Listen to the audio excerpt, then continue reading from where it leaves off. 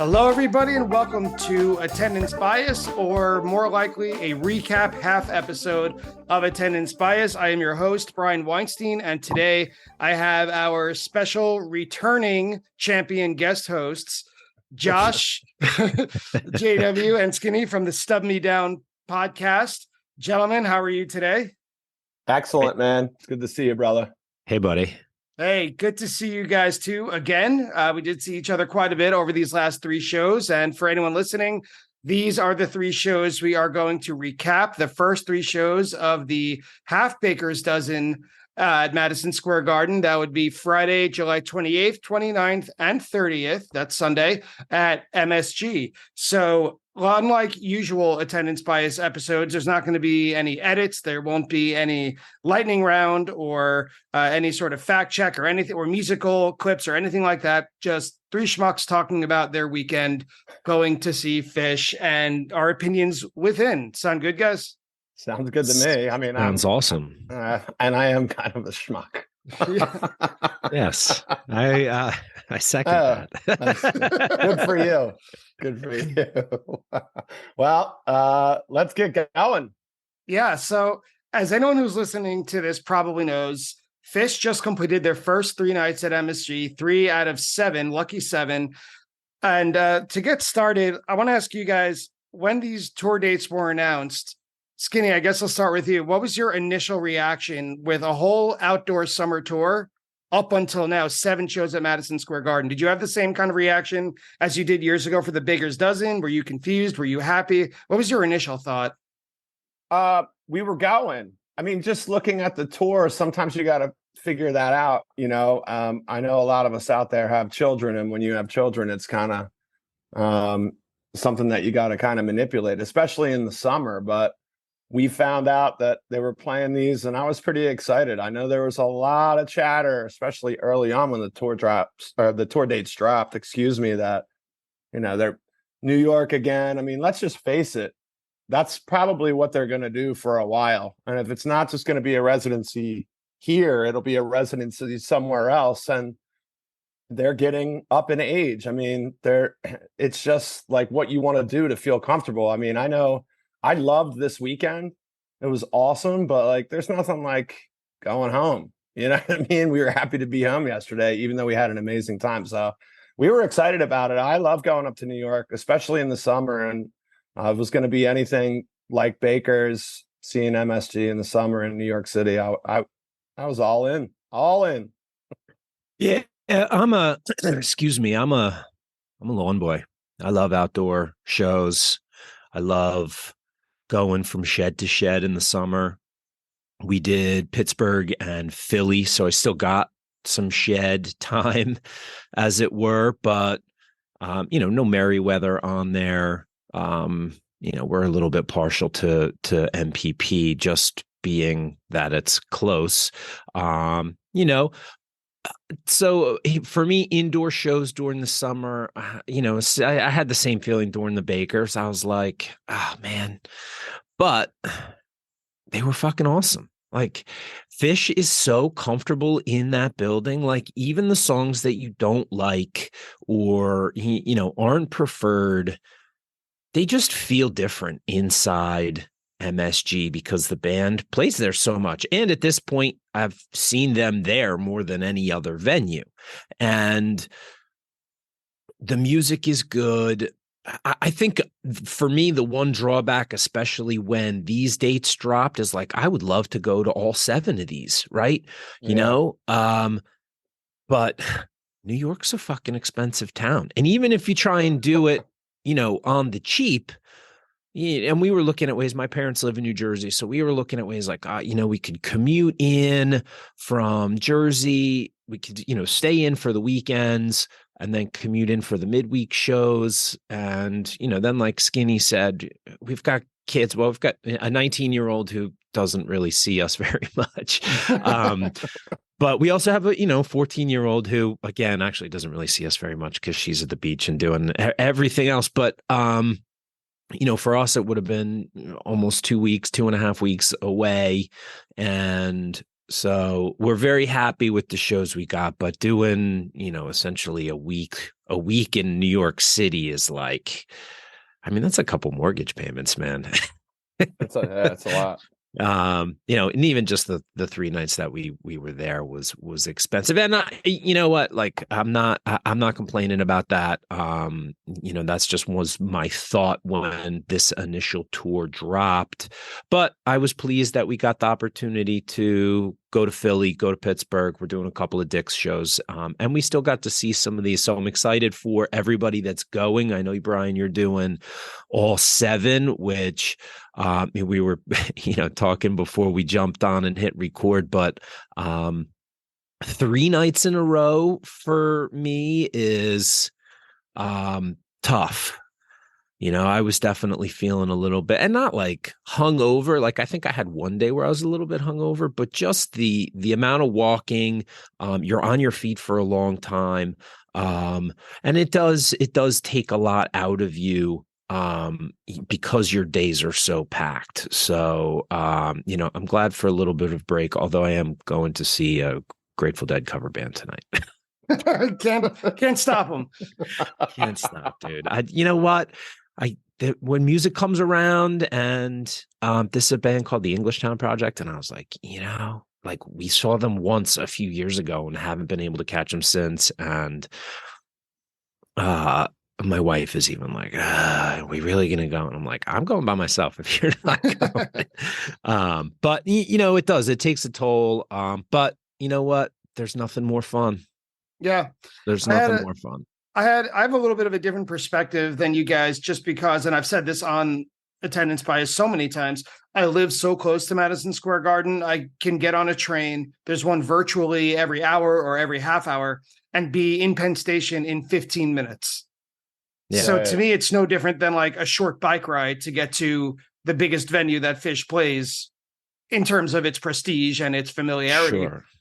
I mean, it's a hometown show for you. Yeah, pretty much. It is a hometown show, but it's almost a hometown show for everybody. It's because like the feeling that I got, I've been waiting so long for this. I saw them in Mexico earlier this year and then didn't see them at all this summer tour leading up to Madison Square Garden, because 7 shows, forget about mortgage payments a week in New York City, actual mortgage payments, and then also the ticket prices. That's enough to prevent me from going to Star Lake. It's okay for me. I can rationalize that with no problem. Sure. But it's easy for me to get there. But I forgot that when they set up shop a certain way for 7 straight shows or for 13 straight shows a number of years ago, it is, forgive the cliche, but it is when the circus comes to town, everybody gets in touch. Everybody, what shows are you going to? Where are you sitting? I'm going to be staying here. Do you want to meet up at the Moynihan train station? Do you want to meet up here? I'll be there at 4. And it's really hard for me to say, you know what? I'm just going to wait. I'm just going to go in before showtime because I can stay home. Like, it's great to get home quickly, but I never found myself getting in any earlier than like 3:30 p.m. Which is that feeling that we all have when we're going to the lot and you're sitting around your hotel room and you're like, what time do you want to leave for the lot? And it's real hard to just stay there and wait. You want to get there. Inducing. Yeah, it's anxiety inducing, I would imagine, for you, just because it is so close. I'm a very much, I get shit about it all the time. I mean, Josh is like, are you in the venue yet? And it's like 12:30. Because I don't want to miss anything. I'd rather not miss a thing that happens. So you also don't like to wait in like the super crazy line of people rushing to get in 15 minutes before ticket time. So I call that the Wook cyclone. I don't like getting caught up in it at all. And so I like to get in, like you said, like, enough time to kind of navigate before I go down. And I'd rather chill at the seats and wait for them to come on and be coming in. I'm the same way. I think one of the things you're talking about, Brian, is there is that excitement.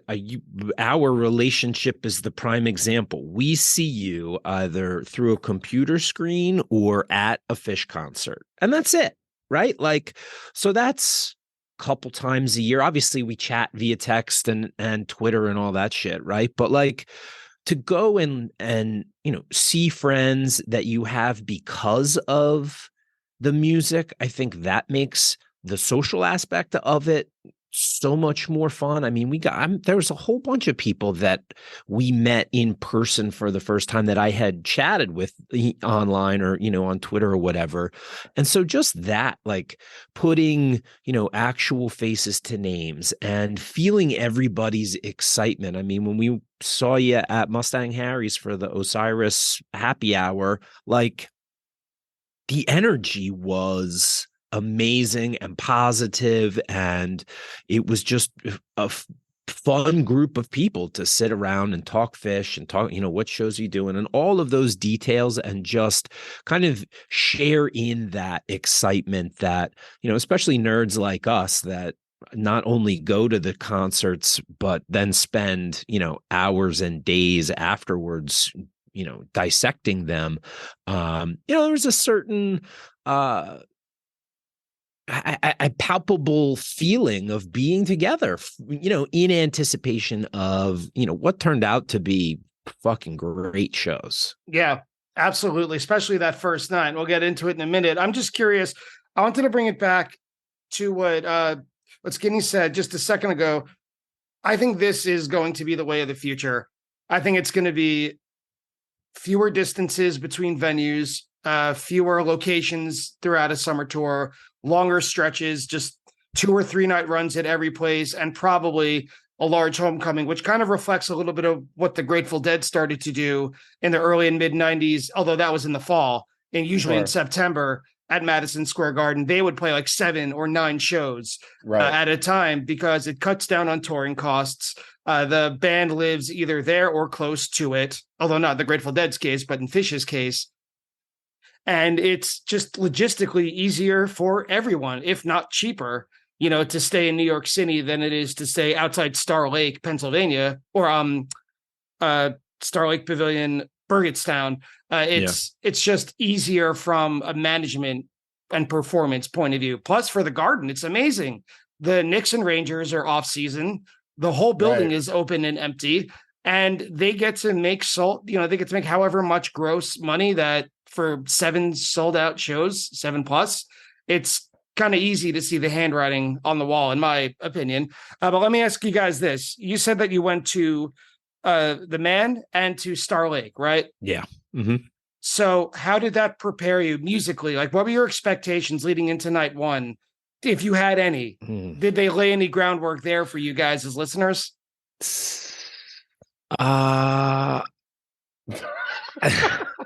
That's a heavy question. Why? You saw 4 shows. I didn't see shit. What do you mean you didn't know? You didn't have any expectation? No. I didn't really. I try not to go. We've talked about this, Skinny. I try not to go in with expectations, except I'm going to have a good time. That's the expectation, right? They're going to play something that I like. Now, for this particular run, I thought they were coming into MSG like playing really well. I felt like they're really tight. Now, I think we can talk about Trey's vocals, which is probably the elephant in the room when you talk about like what Phish's sound is right now. But musically, the jams, I really feel like they're tight, but they're loose in their style of playing, which I think lends to a certain amount of comfort that they felt coming in. I have, song selection wise, I really liked the second night of Philly. I liked both nights of Pittsburgh. They played Sand. So like musically, I can find something. I liked a couple of the new songs that we heard. So that was one thing I was expecting, was they were going to give a good run through on some of the new songs. And they only played 2. We'll get to that in a minute. They only played, I think, 2. I was expecting The Well in there also, but you might get that tonight or tomorrow. So, coming in, they sounded good, but I think MSG, as I said before, is that it's that landing pad that even if they, had maybe played an off show, I know the Wilmington shows were not, roundly celebrated, but Syracuse was a banger. And then they came down to Philly and played, very good shows there. So even if they hadn't, like, get them into MSG, and basically anything that happened before that doesn't really matter. Right. Because that now they're in that space. They are close to home. Second leg of tour, really. Right, I mean, they did everything else. Now they're at MSG. So it's like, I mean, if you're going to split it in half, which is what nerds do, like first leg, second leg of tour, because they've had tours like that where it's first leg out west, second leg northeast, or vice versa, whatever. And even if you add the numbers, up now that they added those 2 benefit shows at SPAC. I mean, now you're talking, so that's 9 on the back end of tour. And then it was a 22, 23 show total. So, but Dick's doesn't count for no. me. Yeah, I'm not counting. I'm not counting Dick's. Dick's is its own thing. Yeah, right. Exactly. For sure. Well, let's take a look at the first night. So it opens, the whole run opens. Wait, hold on. Oh, Skinny didn't answer that question, and he's been telling everybody under the sun this. So we have to make sure that he gets this on this, what is this? Review of the MSG shows. You didn't have to do that, Brian. You were more than comfortable to move on from it. I didn't listen to shit. I listened to nothing. I went to Peach Festival. I listened to a bunch of that stuff that I heard there, and that was it. Like, I was trying to specifically not do anything, not listen to anything, to have no judgment. And I mean, right. And I think that's valuable. Like, I was listening to every show, and then just came off of a 4-show stretch. So, like, yes, I might have some musical expectations based on what I had seen as far as where they were playing at this point in the tour. But I mean, Skinny's coming in tabula rasa, man, like, whatever they do from note 1 to the final note on Sunday, he's got, like, wide-eyed, fresh experience, which I think, especially for talking about this in the instant reaction, is really important to note. I was a little bit busting your balls there, but a little bit. But it's also, on the non-part of busting your balls, like, I think that that's a pretty valuable perspective, because, like, I was listening to, like, nothing but Phish since July 11th. Yeah, I mean, I just was trying to be purposeful, but whatever. Let's get into the show. Talking about me. So night 1, Friday, July 28th, opens with evening song Into a Wave of Hope, Cities, The Old Home Place, Free, Brian and Robert, Stash, and My Soul. Set break. Set 2 goes from More, Ruby Waves, Plasma, Simple, Mountains in the Mist, and closes with Split Open and Melt. The encore, Good Times, Bad Times. My overall opinion, I thought this and night 3 are neck and neck for show of the weekend, depending on which way it is, depending whether it's cloudy or sunny, it can go either way. Evening song was a little bit weird. I know it, but didn't really grab onto it when they started with it. But wow, this stretch from A Wave of Hope, Cities, Old Home Place is always fun. I don't know if I've heard it since 1998 live. Free, I really appreciated. Brian and Robert, I also haven't heard live in a very long time. And Stash and My Soul were good at what they do. But that stretch, A Wave of Hope and Cities, blew me away. Blew me away. That was my big time first set. Yeah, I agree. Now, it's funny because Evening Song opened up a Madison Square Garden run not too long ago as the debut. I don't know if that was 18 or 19. I can't remember.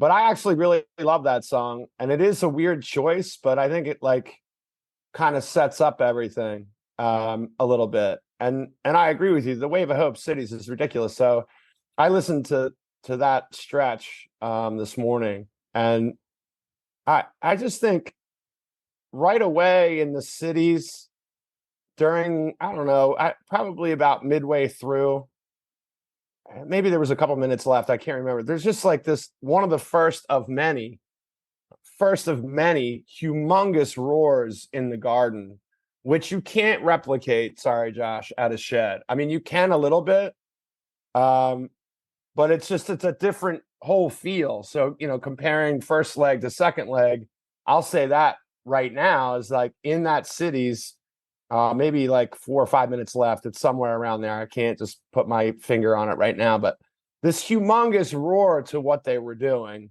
I think right around there, and just because the Wave of Hope was so long and extended and just like out there a little bit, and then the Cities just brings it back into kind of that funky dance, like everybody's excited to be in New York City, and then they crush it, and then the huge roar. I was just like, okay, well, I think no matter what happens, we're just in for it for the whole weekend. And the people that are going up this week, man, God bless you. I wish I was, but I can't make them all. Part of that roar probably was Corota. Probably the lights, The lights were fucking ridiculous, dude. And when you're at an outdoor shed, like you just mentioned, Skinny, I think what happens a lot is the lawn starts to sometimes roar and cheer in a reaction to the people in the shed. Like the people in the shed get it first, even if it's by half a split second, and then it kind of rolls back. At the Garden, it's 360. Yeah, it's a little bit more contagious. Unless you're behind the Sky Bridge. Yeah, I guess. So, yeah, that's the worst ever. The Garden, for all of our fluffing here, is not the perfect venue. It just simply isn't. Maybe like an 8th or a 7th of the seats are, forgive me, unusable. They're very poor. But that Cities, it took me all the way back to 2010, the Greek Cities. It doesn't really sound alike, but it has that groove where it's like, okay, we've kind of laid this foundation. Now we can do anything. And the foundation of the groove will not stop. It's always going to be there for us on this kind of loop. And the crowd recognizes that. And so the rest of the band is welcome to just dunk all over it and do whatever they want. A Wave of Hope was great improv, but Cities to me was the true settling in. Yeah. And then, which is even funnier, just like their placement, which brings in the gaggy kind of fishiness, is like at the old home place right after that. Like, for all the speculation about rumors and themes and all this other bullshit that I've actually broke down at a bar all weekend, that never works out. My wife and I are sitting there trying to plot and scheme, and she's like, "You're an idiot." When I go back and look at this placement right here, the old home place, MSG. They played enough shows there where now at this point it is the old home place. And that actually, to your point, Brian, was like, it's really good to hear live. And if you haven't heard it in a while, it's fun. It's tight. Like, I'm going to give this show my first E for execution, because they execute everything so well. It's really hard to talk. I can't say anything negative about anything. That's what I came home with too. But it's definitely well executed. And Wave of Hope Cities, like, if you haven't listened to that yet, man, you got to go back and you got to listen to that. Wave of Hope, I feel like Bry is one of those. I always get the terminology wrong. The light corollary, the light. Yeah, it's principle. The light corollary. All right, I got it. First try today. Where, maybe the lyrics don't move you in a proper way, but man, they rock the shit out of this thing. And it seems to be the one of the key 4.0 vehicles that the band has really grooved and kind of developed into a 18 to 20 minute staple. And they're playing it a lot too. Like, it's coming up one every 5 shows or something like that. The Cities, I'm with both of you on the Cities. The little extended thing that they did. This was 14 minutes or something like that. And then out of the last 3 cities that they've played, 2 of them have gone deep. The one that they played in on the April tour, it's on the 23rd. I don't remember what the location was, but that was like a 18-minute version too. So it's nice to see them kind of stretch it out a little bit. And Skinny, you made a joke about the whole like theme. What's the theme of the 7 shows we had? 7 Deadly Sins, and then somebody had some sort of encore. You're an idiot, right? You're an idiot for listening. Trey, and I didn't catch this at the show, but I was re-listening to it, and I caught Trey make a joke in between Cities and Old Home Place about here's a song we're going to play, and he's like, this is kind of a theme based on the last song, and then they busted into Old Home Place, and there were a couple of references throughout the weekend that they made where the band was clearly making fun of us for searching for these themes and being set list nerds and what they play when and stuff like that. And that to me, I think it just is. It's just so awesome that they have that kind of relationship with the fans, and so I enjoyed that little banter piece there. I thought the Free was really good in this set also. Okay, can I go to the second set or? Yeah, well, the only thing I wanted to say was with the Cities and the Old Home Place, when you talk about themes, I think lyrically is what he meant. Who knows except Trey, but lyrically when he says, I found myself a city to live in, and then the chorus of Old Home Place is, why did I leave my plow in the field to look for a job in the town? So Old Home Place is more about staying in this rural agrarian setting. I'd rather be at home as a farmer than move to a town, and Cities is, I got to find myself a city to live in. So that's that kind of sure. Well, I mean, that's what I'll take from it. But we don't have to. We don't have to dig too deep. There probably wasn't anything. Look, if you right, there probably wasn't. But if you want to really like get into it and like put on your tin hat, like evening song, like evenings, you could construct something from evening song all the way to My Soul, even Old Home Place, and then Free.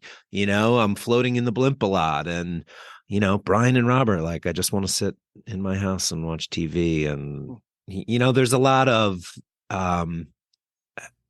reference to, being someplace. All right. Please stop. All right. Sure. Enough. Second set. Sorry. So second set continued this early, forgive me, trend of playing a pretty short opener and then jamming the hell out of whatever came next, the two spots. So it opened with More, a pretty perfunctory version. And then Ruby Waves, Plasma, and Simple. What a chunk. Yeah. What an amazing segment of music. I loved it all. I loved especially the transitions, the segues from Ruby Waves into Plasma. And then it was a little messier, Plasma into Simple. But that move of Ruby Waves into Plasma, it was like fitting a puzzle piece into the larger picture of the puzzle. I thought it was such a great segue, and I love the music between all of it. Simple had its own jam as like its own platform. Mountains in the Mist, I have very sentimental attachment to it. I saw it in a show in Cincinnati in 2003, and maybe here and there again, but the dynamics that they're playing with it now, like very soft, very controlled, reminds me of back then. And Split Open and Melt to end it, it's not my type of jamming.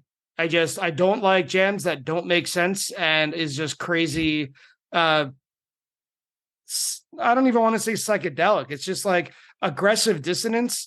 I know there are people who absolutely love it. And if that is your type, this was your favorite jam of the night, probably. Yeah. Like it's somewhere between Evil Phish, trademark, and Crazy Dissonance. Go for it. I love you for loving it. It's just not my type. So I enjoyed it and I could respect it for what it is, just not for me. For me, the second set it's all the goodness is in the beginning of the set. And I love the Good Times, Bad Times encore. That's a really wild take, but I totally understand it. I mean, you know what I mean? Because like literally, obviously if you're scrolling any social media about Phish the next day, people have like the mind blown emojis, Split Open and Melt. Like, I'll just go back really quick, like to the More. I was surprised that they opened with that. To me, that was a surprise, and not good or bad, just a surprise that they would place that there. So to me, I was like, whoa, because then it's only like 6 minutes long or something. It's not long at all. And so I was just wondering, like, why would you choose that there if you're not even going to extend that? Because they can, even though it's more of like a constructed like chorus verse song. They can go a little bit out there with that. And I thought also too, maybe the Ruby Waves would go deep, but it didn't. It was just like kind of just a I don't know, like water flowing. It sounded like they were trying to do until that Mountains in the Mist. And then, the Split, I like Split. I get what you're saying about the dissonance, but I love the anticipation. I guess that's where I get, like, I like the nervous energy of waiting for that thing to build back up into the constructed parts that I know and I'm familiar with, and how they can change that every time, I think is always just notable about them as a band. So I really like that. And I love Good Times, Bad Times. I think that's like just the greatest encore. Who'd never listened to Led Zeppelin? I mean, it's Led Zeppelin. You know what I mean? It's just not much to say other than I would pick set 1 for me over set 2, but there's just like chunks that I would rather have. So if all things being considered, if we could rearrange things, I would probably rearrange some things this night. But I mean, the playing was, again, the execution of everything was pretty tight. I never was like, ugh, or like, you know what I mean? I just didn't do that. I didn't do that all weekend, really. Not a lot of chunky transitions. The Ruby Waves Plasma Simple segment of this set, I mean, that's like 45 minutes of goodness, right? You got a little bit of Bliss in there. There was a little bit of darkness in the Ruby. The one thing that I actually wrote down in my notebook is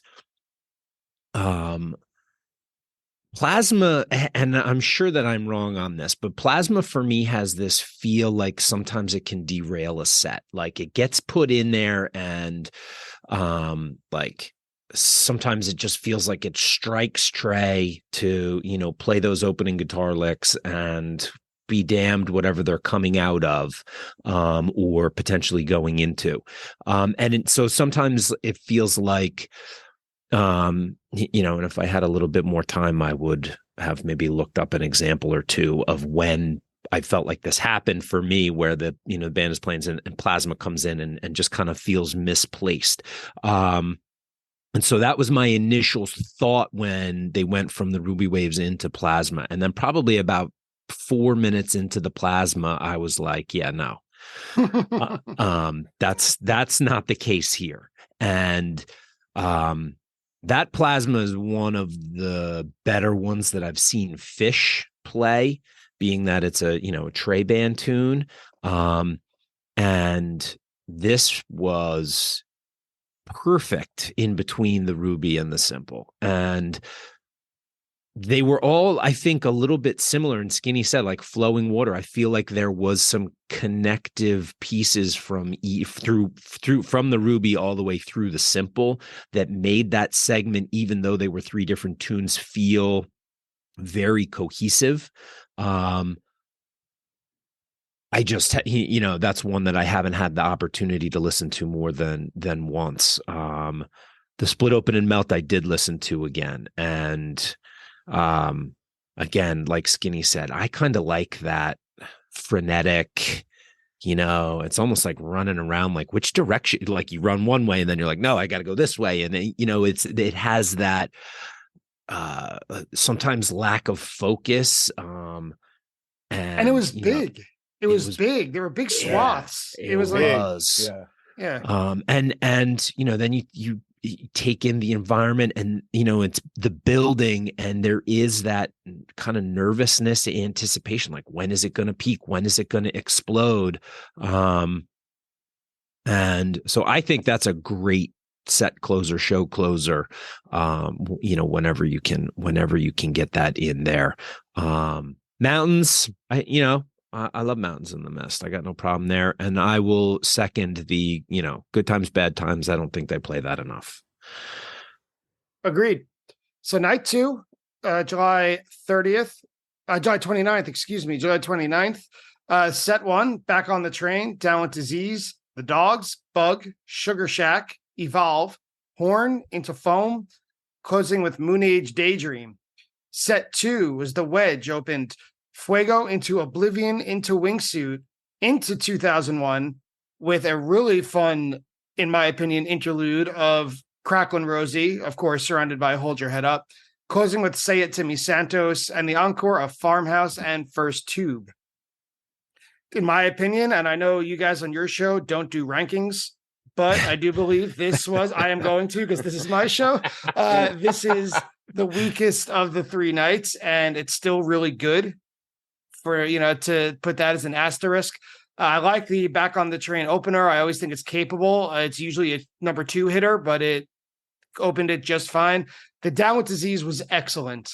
I love this trend of second songs blowing the doors wide open and jamming really hard. I think The Dogs is underplayed as a song off of the Haunted House album. I love it. I'd also have flashbacks to New Year's Eve 2014 when they did it with the laser lights. I thought that was fun. Bug is really, when you talked about JW Trey's vocal stylings, Bug is really when he's using his powers for good instead of evil. Yeah. I think that he's singing it really well, and it meshes well with the background vocals. And then the set, for me, took a bit of a break with Sugar Shack and Evolve. And Horn. Although I don't dislike Horn, it just didn't add anything. Whereas Sugar Shack and Evolve did kind of take away for me personally. But Foam not closed it, but Foam picked it back up really. And Moon Age Daydream, we saw this in Atlantic City. I think it was maybe 2 summers ago when they closed this first set with Moon Age Daydream.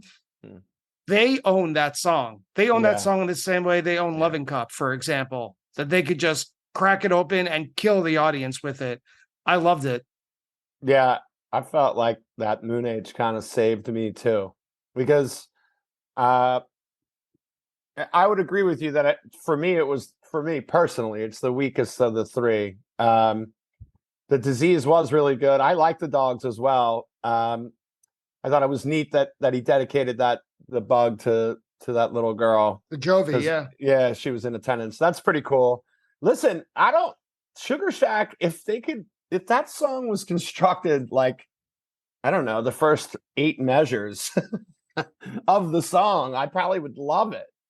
But their problem with that one is execution. But I said on that night, once they finished it, I was like, they actually played it very, very well. Now, I know that people don't like it. It's not one of my favorites, that's for sure. But I just thought it was a real turn there, like you said, but I don't know why they turned into that way. If I saw Evolve, it must have been at Dick's, but I don't think I have. And then I don't like Horn. I think Foam is too janky. What turns me off about Foam, I think, is what turns you off about the Split Open and Melt. It's the first lines. It's like, dun, dun, dun, dun, dun, dun, dun. I'm like, that's it. I can't. And I made it back. I laughed during Foam and made it back for the Moon Age because, I'm glad I made it back. I didn't know what they were going to play, obviously, but I love it's just a straight up rocker that just, like you said, the White Lights crushes the garden. They definitely should open up that can of whoop ass on a regular basis. So, and Trey sings it really well. Bowie is a hard artist to cover. Yeah. Yes. And we saw that set, which I think is the last actual musical album cover that they've done, if my memory serves me correct. Ziggy Stardust, yeah. Yeah. And they were great when we saw that in Vegas. So I definitely am partial to that. No doubt about it. We were behind the stage for Saturday night. We were in 112. So we were like right behind Fishman, and watching that guy work, in a lot of cases, if you're not in a specific spot, you can't really see him playing the drums. But it's just unbelievable. And so when they started Back on the Train, like I was like just in awe watching him. And then the 20-minute Disease in the 2-hole was, it was mind-blowing. And I know, Skinny, that Disease is not one of your favorites because usually it shows up to open a second set. It just shows up all the time, really, now. But all the time. I see it all the time. And I'm not complaining. I'm just saying. I absolutely loved this placement in the beginning of the first set. I thought that it was a great spot there. And the Disease jam was kind of first setty, it was not like, a little bit deeper or darker or, any sort of evil that some of the second setters can tend to devolve into or evolve, I guess. But this was kind of bright and fun and entertaining. The Dogs, I Love Everything, Chilling Thrilling Sounds. You know, Bug, it's cute that that little girl whose parents forced her up on stage or whatever. Not true. She was on my podcast. You should listen to the episode with Joey. You had her on your podcast? Yeah, her and her dad. Okay. All right. I'll have to listen to I it. will listen to that. So Please. But you know, Bug, Sugar Shack, Evolve, those songs to me are like first set filler songs. You know, I don't hate them. I don't love them. They don't offend me. If I have to pee or get a drink or something during any of those, I might. Horn, those opening notes, they just make my skin crawl. But then I like Foam, and we, you know, I think you guys have said all that needs to be said about Moonage. I think it's a fabulous cover.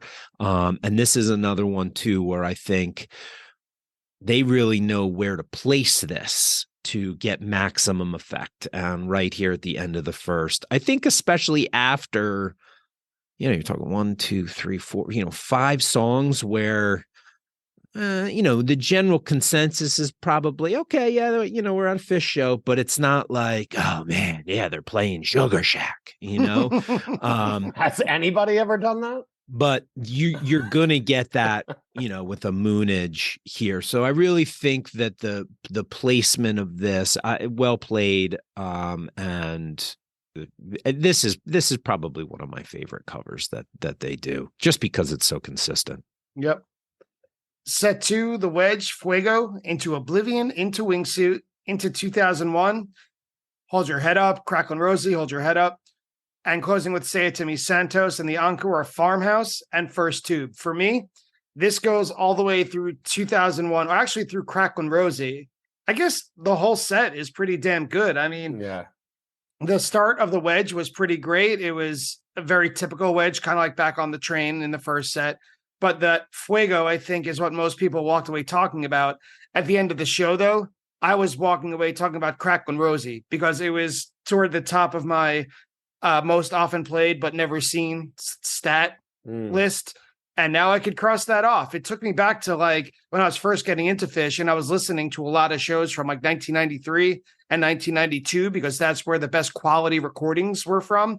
And they used to play Cracklin' Rosie all the time. And I remember reading about how Fishman had the handheld cymbals that said "ba" on the inside. And I remember, since I've been going to shows, like, well, I guess I missed that boat. I guess they're not going to play that. Similar to when they played Purple Rain, I think it was in 2012 at Jones Beach. I had the same sort of feeling, even though it's a goofy Fishman song. I thought at the time of each respective show, I guess I'm not going to see that one. I missed that one. And they broke it out. So musically, the Fuego and Oblivion is my top pick. But personally, Cracklin' Rosie was the best for me. I hate Neil Diamond. I No, do you're not alone. like. No. I do not like a single thing from Neil Diamond, and whatever. This is fun to see because it's, you know, a fishy thing, and this is a you know, less so, but certainly a part of what the band is. So seeing it is cool and fun. Fuck Neil Diamond. Golly, holy shit! Sorry, what's that song they play at Red Sox games? Dirty Water. No, they play Sweet Caroline and fuck the Red Sox, by the way. Yeah, well, we can agree. We can agree on but, that. From Baltimore to New York, yeah. Yeah, I just, you know, whatever. The Wedge was the first song I ever saw live at my first show. So anytime that comes out, I love it. And I thought it was a nice surprise here in the beginning of a second set. I'd love to see stats on how many times the Wedge has opened a second set. And then look, Fuego, remember when everybody hated it? Here's a 30-minute version for those folks. This was just absolutely ridiculous, deep, exploratory. And I love that they backed it up with Oblivion. The combination there was just so smooth. I just felt like they put those two songs together that felt really right.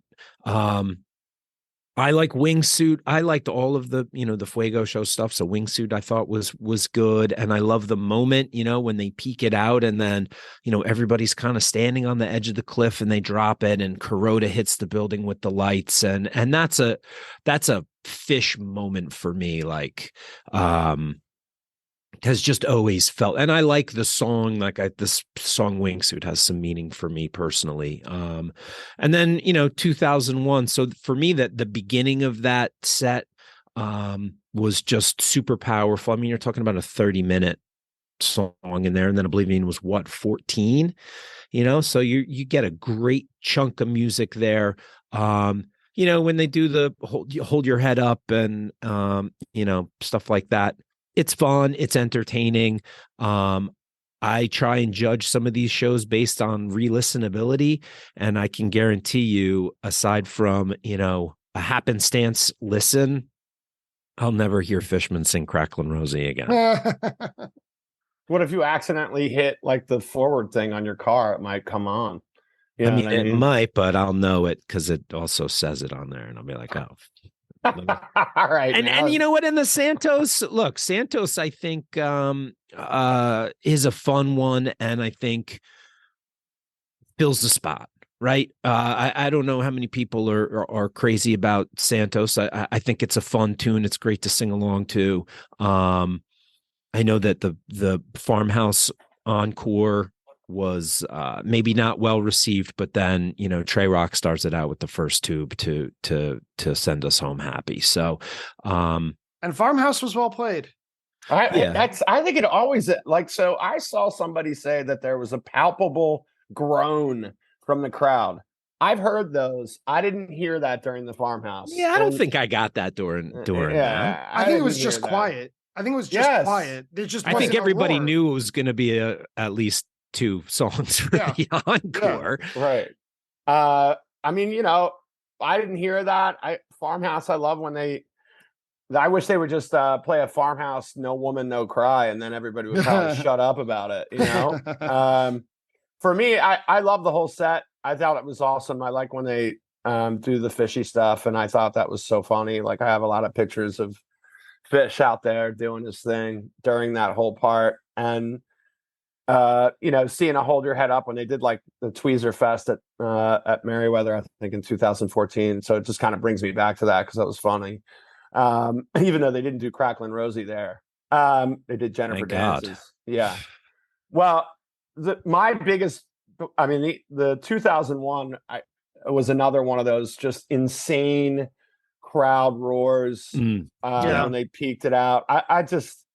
That's probably, I said to my wife, I was like, that 2001 was, I'll never forget how that looked. That thing was just and I look around a lot, especially if I'm not like just flipping out on whatever, just getting into it. I mean, obviously everybody gets into that 2001, but oh boy. I mean, just seeing the Garden react to that light wise, everything, just amazing. So I really like this. Does Kuroda know how to light that tune or what? Yeah, it's just ridiculous. Yeah. It's ridiculous. So, not my favorite show of the weekend, but it's really hard not to say like there weren't any highlights. There were several.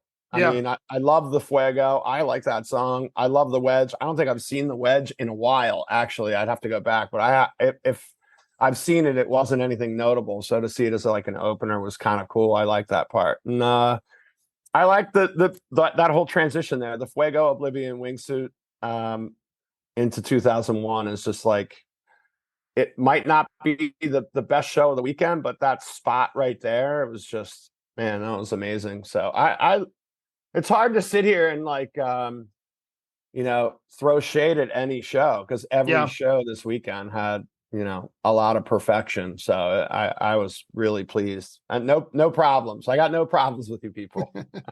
I think one of the things that also plays into, your evaluation of these shows, if however you want to rank them, is like, there's some other things like, were the people around you cool? Was like some guy like yelling in your ear during like a particular part of the jam that distracted you, or how was that energy? We had cool people around us each of the 3 nights. We sat in 3 different spots in the building. And like the excitement, the energy, we personally didn't experience like anybody around us that was like really super fucked up. And that can always sometimes add a little bit of weirdness to it when somebody's like, falling out or losing their shit or whatever. So like the energy for me each night was really high. And, I wouldn't necessarily say that this was my favorite show, but that Fuego Oblivion Wingsuit 2001 segment, I mean, that's probably, if not my favorite segment, like one, maybe that and Wave of Hope Cities, if we're looking at things, and obviously we still have the 3rd show to talk about, and there's a lot there, but, I wouldn't say that each one of these shows by themselves was completely perfect. Well, I don't know, maybe the 3rd night. Well, yeah, we'll get there right now. So, Never Miss a Sunday show number 3, July 30th. Set 1, AC/DC Bag, My Friend, Bathtub Gin, Theme from the Bottom, Into Llama, which interrupted Theme from the Bottom, Tube into Golgi Apparatus. Flawless. Spectacular. Set of now Trey weekend. also said, and the only reason I have to mention this is because it's our theme song. Trey said Golgi and Golgi in this version, so I was a little bit thrown off there. No, this show. I mean that set. I mean, let's just start with the first set. But wait, we didn't even read the second or the encore yet. Oh, sorry. Is that Are how there we're doing rules? that? What are the rules? I don't know. I was just imaginary rule book. Right. Okay, read the second set. Go ahead. He's a talker. Second set, Sigma Just Oasis. excited. Sigma Oasis, Life-Saving Gun debut, No Men in No Man's Land, Lonely Trip, Frankie Says, Gotta Jaboo, and closes with Light with an encore of Susie Greenberg and Isabella. Josh, continue. Okay. All right. AC/DC Bag is probably that, or Punch You in the Eye are probably the best 2 songs that Phish can start a show with. My Friend, I feel like, is having a little bit of a resurgence the last couple of versions, and the tempo was a little bit different with this version, but My Friend has definitely been feeling itself. I think the last couple of versions, whereas that they just played like like 15 plus on this tour, I think, right? Hold on, let me look. I don't know. Yeah, I like the jam though. On 7/14, yeah, it was like a monster one. But this jam was good, and then like that Bathtub Gin, I think. I mean, it's hard to have a highlight, just one highlight from this set, because the gin was not very long, but was very creative, very imaginative. The theme also strayed a little bit from its traditional style. Fast Llama, a 10-minute tube, and Golgi. I mean, that's as close to a perfect first set as I think we've had so far. Yeah, and what got me really invested in this is what Skinny said way at the beginning of our conversation. I think it was you, Skinny. Maybe one of you guys could correct me, is that they were playing loose and tight at the same time. Like they were being very playful, but they weren't like taking anything for granted. They weren't goofing on any specific parts. And it really set in with me during that Theme from the Bottom. Not to say anything of AC/DC Bag, My Friend, or Bathtub Gin, which came in right at the end of My Friend, but a true segue, not just stop playing and start right away. Theme from the Bottom was my highlight of the set by a long shot. And I noticed right away that traditional written melodic or melody that they normally play over the verses, that do do do do do do do, Yeah. that they weren't even playing it. No. They weren't playing it. And No. instead, Trey is playing this like bluesy, funky riff on his guitar. Total bluesy. And Paige is also like trading off with Trey, and Mike is just holding a more traditional bass line. So Theme from the Bottom as we know it was not being played. It was being sung, but it wasn't being played. And Trey added his vocal stylings as well. And it just got, it's like, it wasn't important. Like the song wasn't important in a way. It was the playing that was more important. And to me, I started to have flashbacks to Jam Filled Night of the Baker's Dozen. We were in the same place. It wasn't exactly the same date, but it's not that far off, just a 5-day difference. And it's like these songs that you think you know because they've been played for 27 or however many years, right? Theme from the Bottom debuted in 1995. So we've heard hundreds of versions of these songs, but we don't know them all yet because this time it's different, but it's still recognizable as the song. And to me, there's nothing more thrilling than that. Nothing. When Phish takes something that you think you know and they play it or change it in a way that is unexpected, so it's unusual yet familiar, that's why I keep coming back, because I might hear that again. And who knows? Maybe the next song could have been a 15-minute sample in a jar, like during the opening of the Jam Filled Night. Who knows? And to me, it was like anything and everything is on the table. This was, to me, son of Jam Filled Night. And the fact that it was that little story to the people that don't like Slow Llama. Well, good for them. You know, they didn't play it that night. So, right. Nothing to complain about. And then when they did go into Llama and then started it over again, that brought me back to the ground with my other favorite part of Phish, which is the goofiness and the crowd interaction that was mentioned earlier. So this set, considering that it was from 1995, basically, and the fact that the most familiar stuff became unfamiliar, set of the weekend for me. I mean, like that idea that, they're still doing, they're taking a song and doing something different with it. And I think Llama's a good example of that. I think theme here is Skinny and I have been fortunate. We've talked about a few themes, right, Skin? What was that? November 1st, 2000. November 2nd. November 2nd. Oh, in Atlantic City.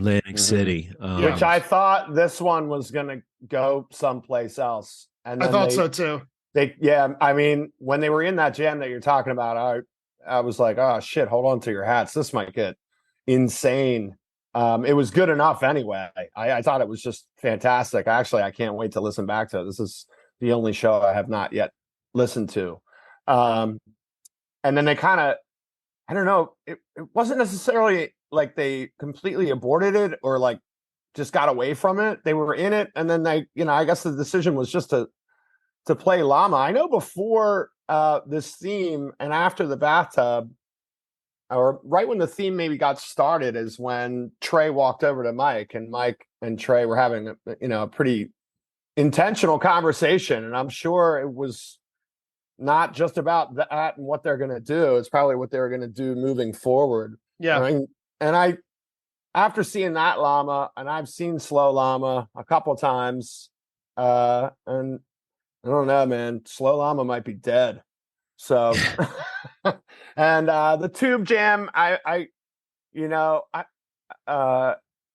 love Tube, and anytime they just jump right into it, I'm like, it's just fire. I know they play a lot of them now, but I just love the way they jump right into that jam. And of course, Skolgi, I love that song. Well, we have fair reason to love that song, but that's true. That's another fair, like, white light.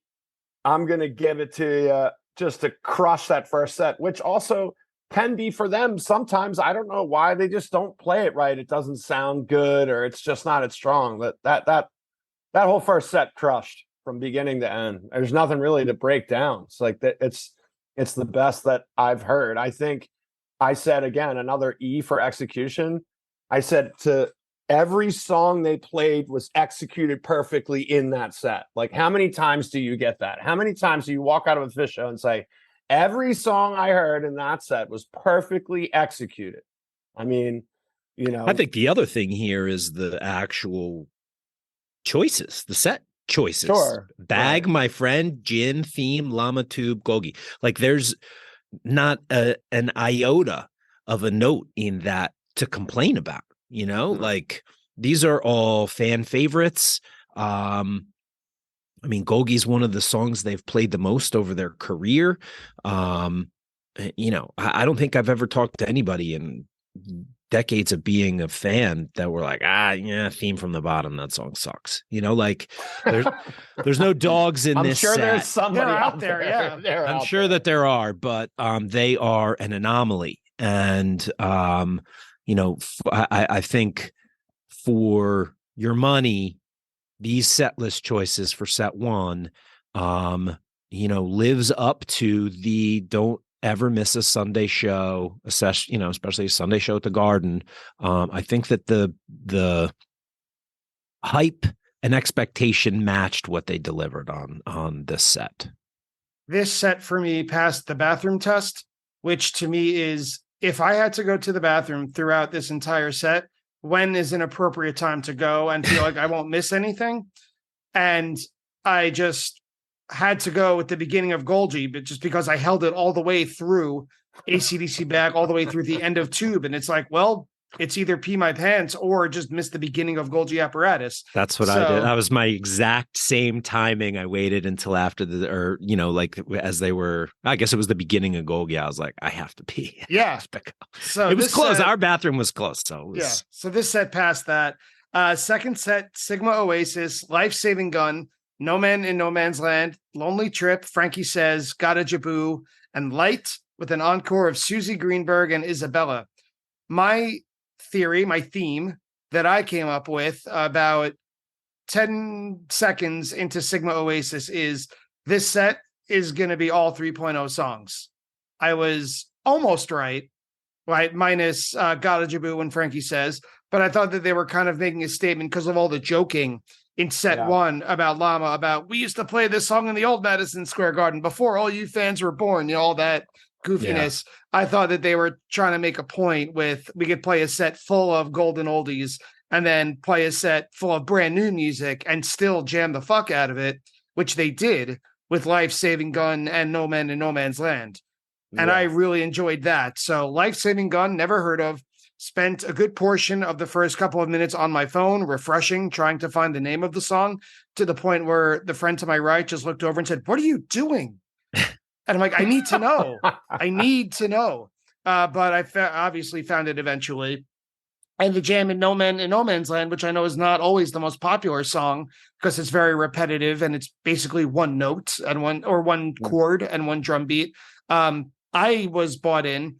Lonely Trip and Frankie Says was good sit down time for me, because for all those fans that were born before 1994, eventually, or after 1994, eventually you're going to need to sit during a set at some point. And Lonely Trip and Frankie Says, beautiful though they are, was my opportunity.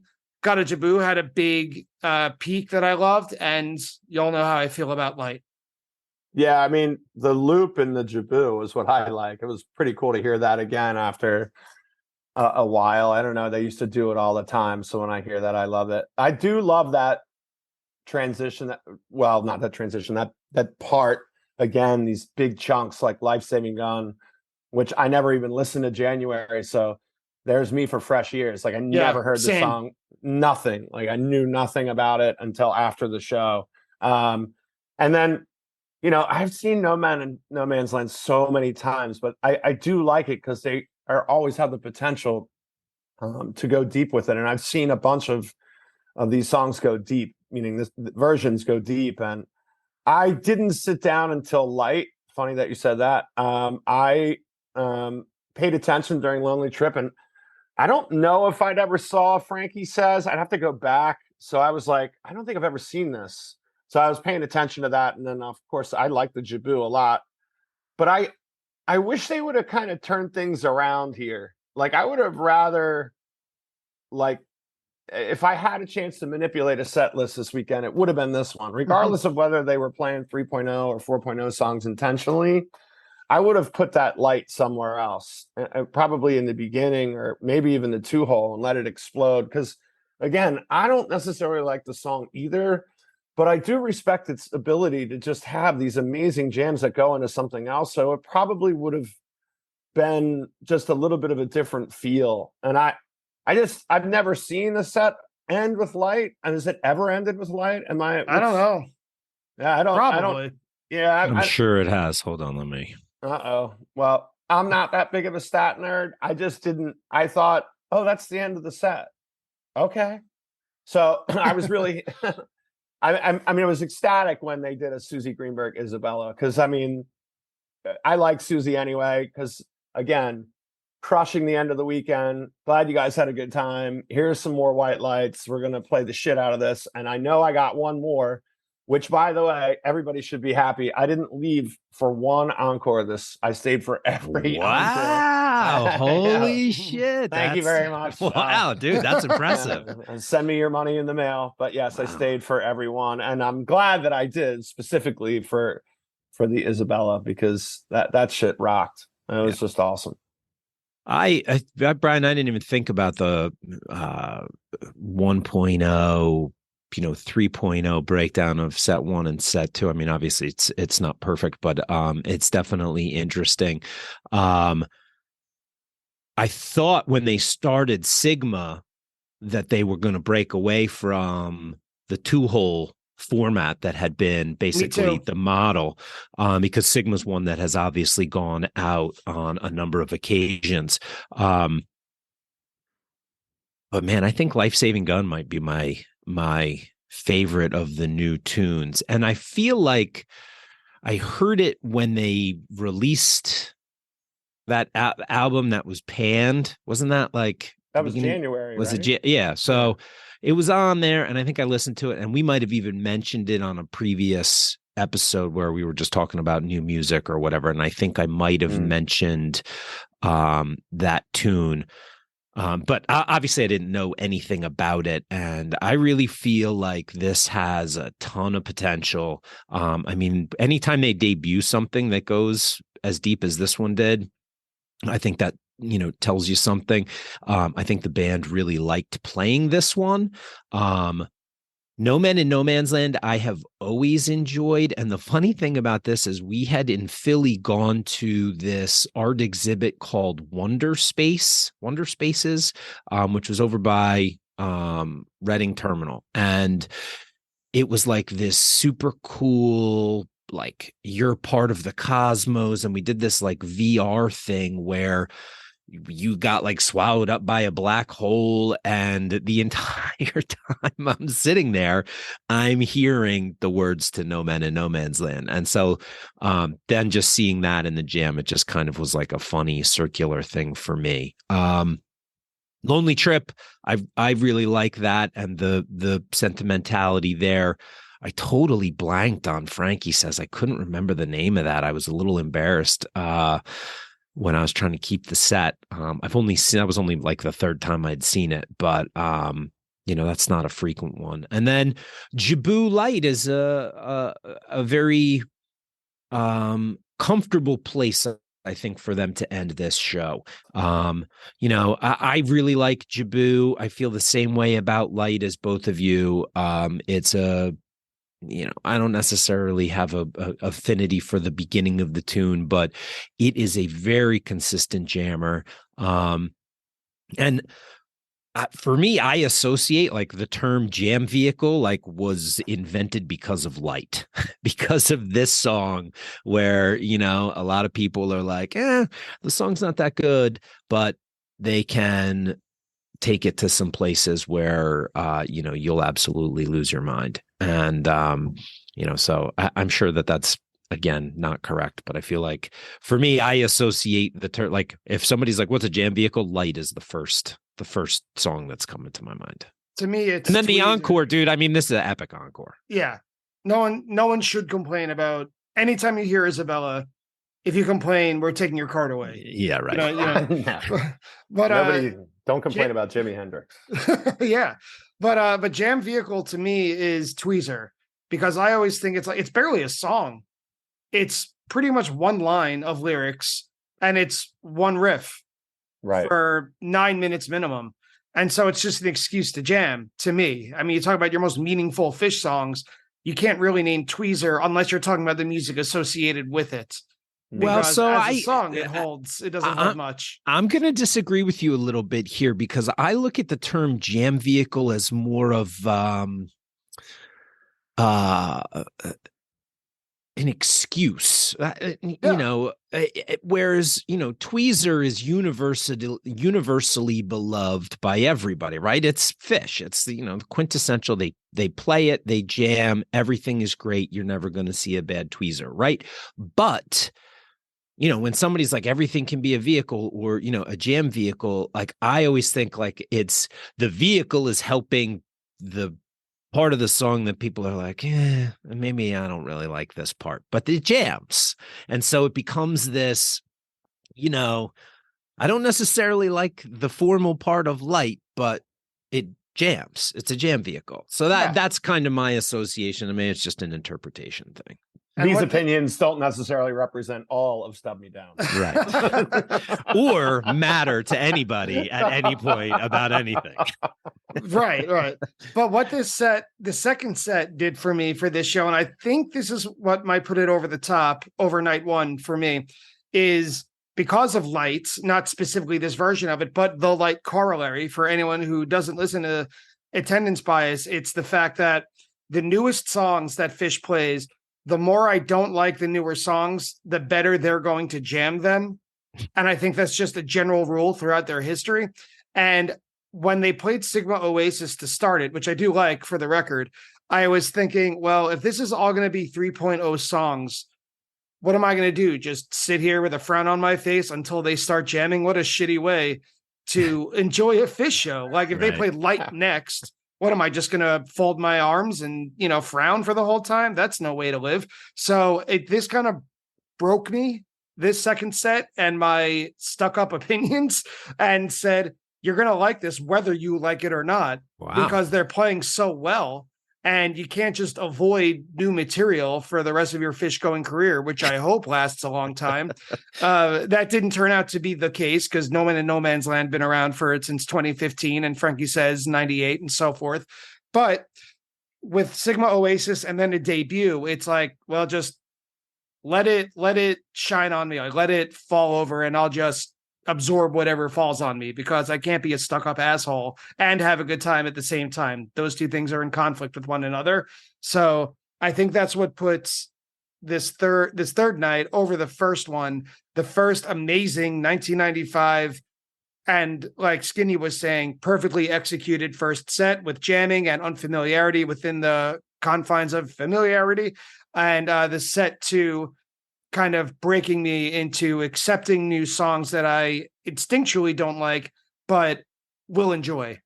So for me, and it ends with Isabella. That's real growth, Brian. That's real growth. Over the summer, no less, while on vacation. Yeah, on vacation, man. That's like you should build a professional development around this. No one would come. I already have a professional development. It's when to send reply all emails. It's the shortest professional development meeting in the world. 2 minutes, one word. Never. I will not be there. Yeah. That's amazing. Right. So guys, any last thoughts about these first 3 nights at MSG? I just had a really wonderful time, man. At New York City with all its,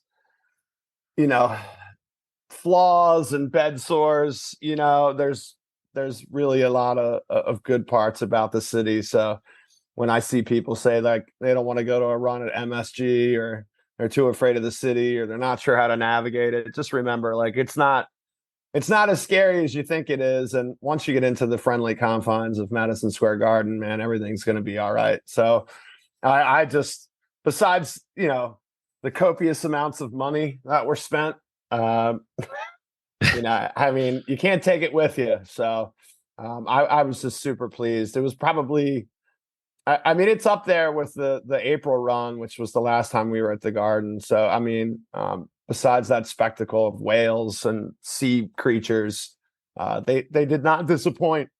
That's all I got to say. Did not disappoint. Speaking about copious amounts of money, I didn't do a lot of drinking inside the venue. I had a beer each set, but it was the $19 Hop Salat beer that came in the cups, which were not smelly this year. What was that? $20? They were $19 each. I know, it's crazy, dude. I don't even like talking about it.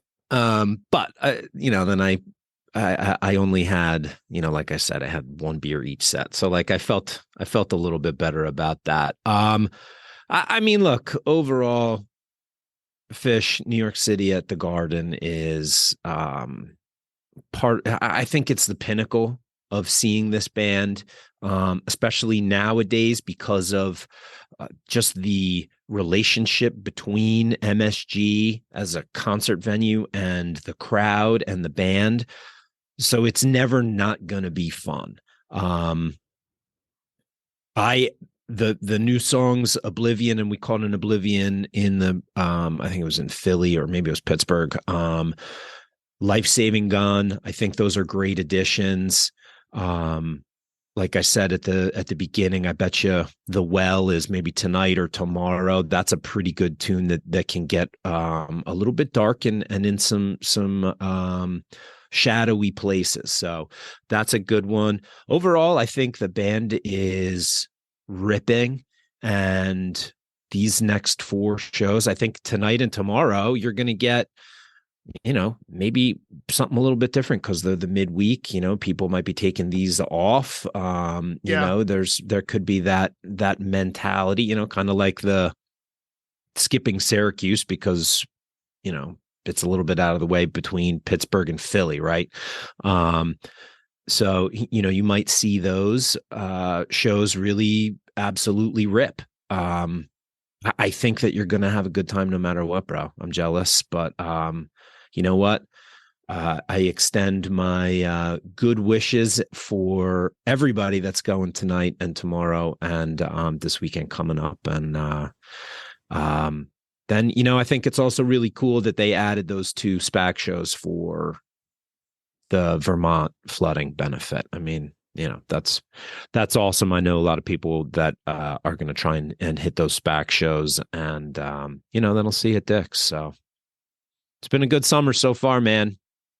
And we'll continue to be. JW Skinny from the Stub Me Down podcast. Thank you so much for joining me today to recap the 28th, 29th, and 30th, Phish's first weekend, the first chunk of shows of their 7-night run at MSG in the summer of 2023. Guys, thank you. Have a good rest of your summer. Yeah, man. Ryan, thank you. Yeah, always a pleasure, man. Always a pleasure to do this. Thanks for having us on, brother. Love you.